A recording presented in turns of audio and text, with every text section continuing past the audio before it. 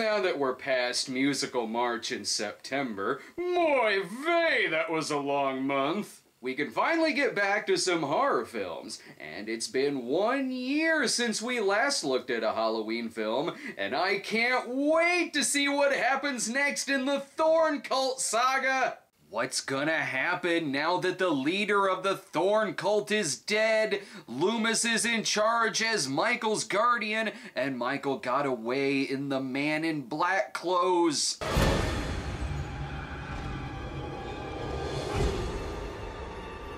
Ha! Nothing! Did you think that story was leading somewhere? Well, joke's on you, because this series just looked up the word reboot in the dictionary. It's 20 years since the original Halloween film, and Jamie Lee Curtis returns as Laurie Strode in Halloween H20. The film explains that she faked her own death in a car accident, but it does completely negate parts 4 through 6 by saying that Michael Myers' body was never found in the hospital explosion, and he hasn't been seen since. John Carpenter nearly returned to the director's chair for this film, but after a high salary demand, director Steve Miner took over the role, having previously directed Halloween Friday the 13th Parts 2 and 3. While not credited, the script was touched up by Kevin Williamson, as if slasher films in the 90s didn't already feel like a WB television series. Yep, this one came out during that time when horror movies got tired of having actual posters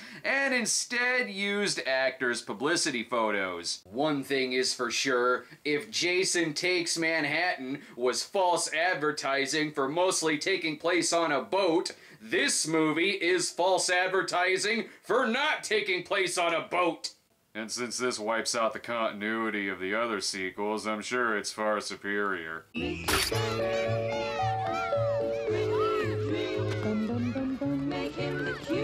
After Halloween 2, Mr. Sandman became Michael's theme, because he kills you in your dreams. What? Langdon, Illinois? That's not how you spell Haddonfield. Nancy Stevens also returns as Marion Chambers, Dr. Loomis's nurse, and that's not the only familiar face here. Oh, hey. Hey, Miss Whittington, what's going on? What? Joseph Gordon-Levitt is both Robin and Jason Voorhees? And get used to those jump scares, because both them and Michael are making up for a 20-year absence. Marion fears someone has broken into her house, so why not send these extras from a Kevin Smith film? Honestly, Tommy could have just used his...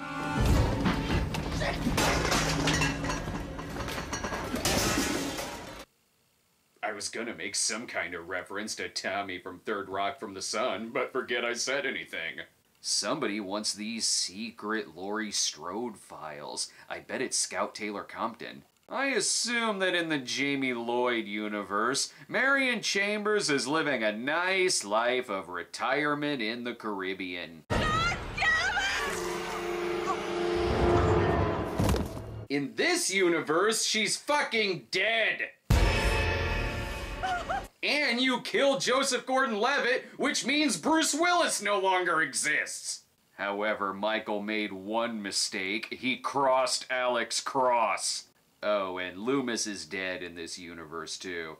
Probably because Donald Pleasance died before the release of Halloween 6, which sort of makes sense for this series to be rebooted. Not that either of these universes matter, because Ben Tramer is dead in both of them, so what's the point of even living? We do sort of get a Loomis cameo in the form of audio from the previous movies. I was told there was nothing left. No reason, no conscience, no understanding, even the most rudimentary sense of life and death. There's far more important dialogue you could have used than that. You don't have to swear, bud. She's a goddamn moron anyway. Every other word you say is either hell or shit or damn. Sorry. I guess I just fuck up all the time. There, now you're all caught up on the Halloween saga. Laurie is having a terrible nightmare. Someone is using footage from a better movie, and they also want Josh Hartnett fucking dead, probably for appearing in Pearl Harbor. I'm so glad you're here, better child than Jamie. I'd like to think that Jamie still exists, but Laurie abandoned her because she really only wanted a son, and she has no idea that Jamie is also fucking dead. Hey, Summer Glen, California. That's only a couple miles away from Haddonfield. Since this one actually takes place in California, it'd only be appropriate if you could see the Springfield, Illinois Hilton in the background. Laurie, now living as Carrie Tate, won't let her son, John Carpenter Deborah Hill Mustafa Akkad Tate, go on his big class trip to Yosemite. He should listen to his mom / slightly older girlfriend. Look, I know today is the day, but I think... Oh, really? What day is that, John? Halloween. I hadn't noticed. And it's also prom night, and I'm booked on the 5:30 terror train. Laurie is working as a teacher at Scream Queen Academy, having visions of Michael from this film and not the original film. That's weird. Personally, I think every private school should have their students dress as bags of Twizzlers. I wonder what's happening elsewhere.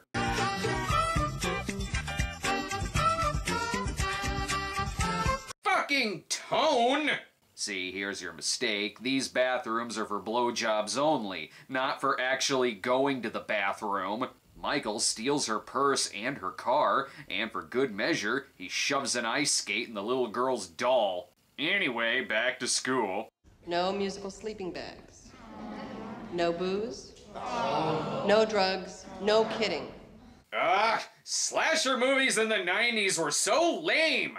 Sure, they may complain that they're not going on the class trip, but staying behind and having the campus to yourself and boozing it up, that sounds way better than the class trip. Plus, Laurie gets to stay behind too, with Bruce Wayne!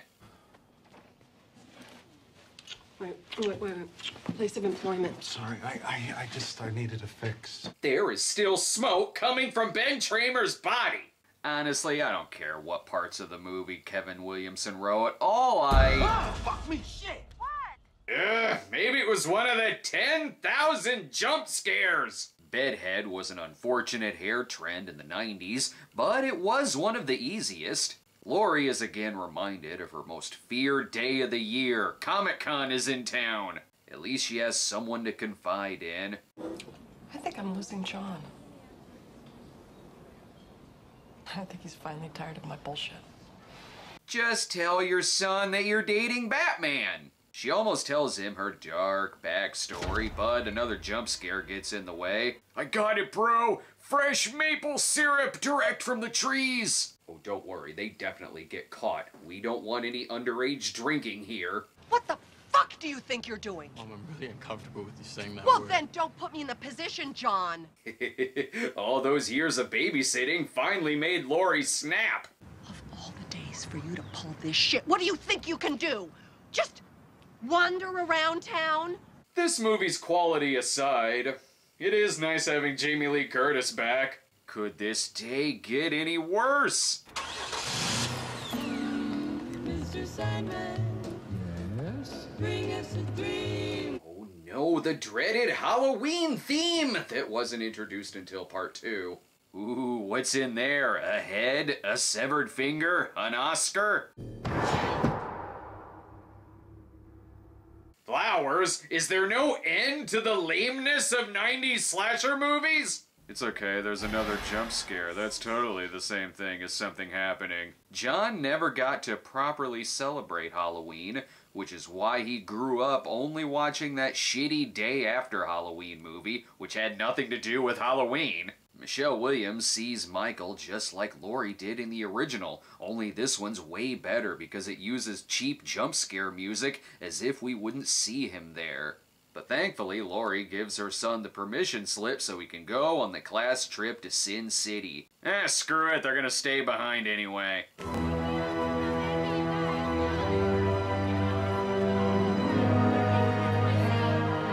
Tiny buses? Oh my god! Now Laurie is all alone, with no one else but the jump scares. Oh, damn it! Holy shit, it's Kim Novak!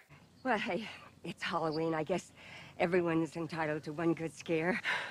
Someone's been brushing up on their Charles Cyphers quotes. And just in case you didn't know that this is Janet Leigh.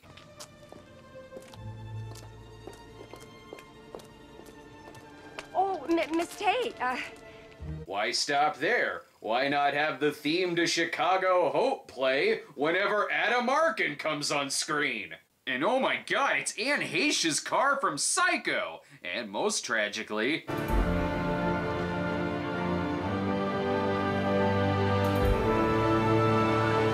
more fucking buses! But where there's school buses, there's the creeper from Jeepers Creepers. That's unsettling on a lot of levels. Michael arrives at the school, but decides that killing the black guy first would damage his reputation. It's okay, the stock jump scare music still lets us know where Michael is, because God forbid being creepy or having a memorable musical score. The Halloween movies never had memorable music, right? Anyway, off to drink.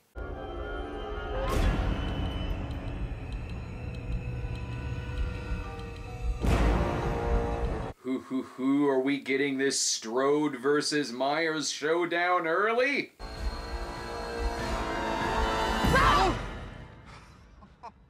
God damn it, Batman! And I think I know one of the parts that Kevin Williamson wrote.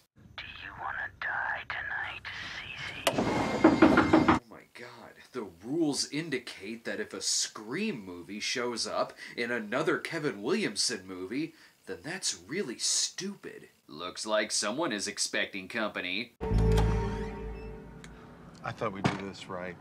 Ugh, must even pumpkins be pumpkin spice?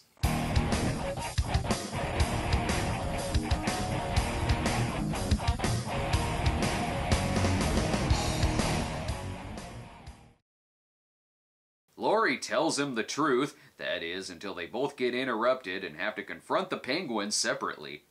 And the girl, what happened to the sister? She died, right?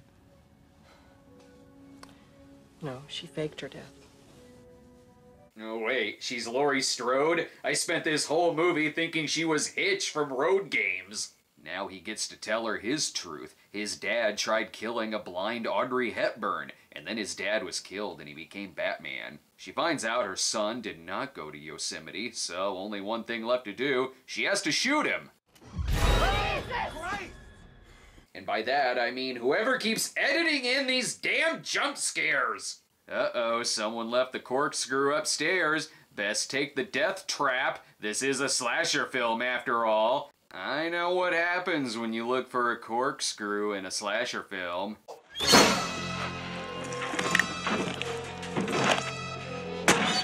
Jimbo did not get to see the updated results from Teddy's computer. Oh, it's in the garbage disposal. You deserve whatever bad thing happens to you.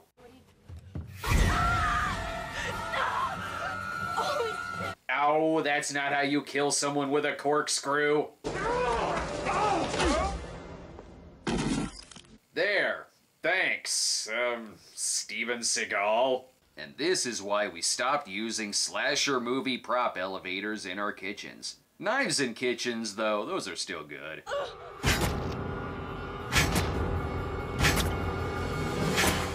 Ouch, right in the ass! You better hurry up and have sex fast, then I might remember your characters' names.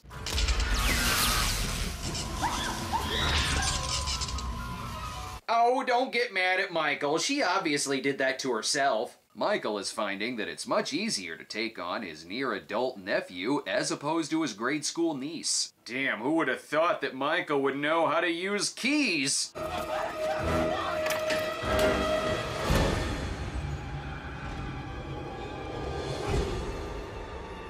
Ladies and gentlemen, we have a trailer.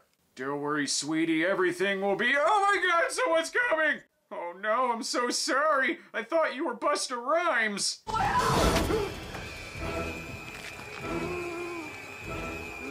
Huh. I guess Michael proved it is simple to kill the Batman. As Michael finishes sitting in timeout, she gets the kids the hell out of there. And then she sends the young people off so she can deal with the evil Michael Myers herself. Boy, this is gonna be so scary.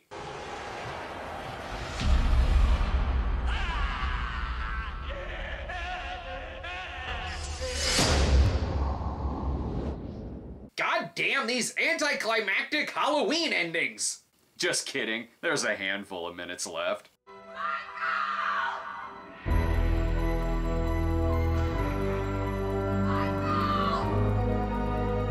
Oh, did you forget that these movies have an actual theme? You sure you don't want to go back to the stock horror movie music? And here we have this movie's only reason for existing.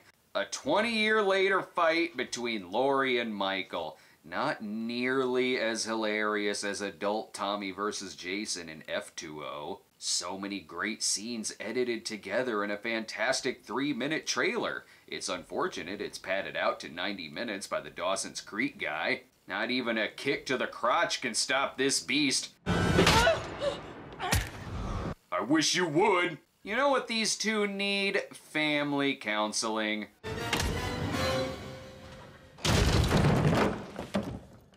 And then he gets up and kills several more people in the nearest hospital. Time to put a stop to this once and for all.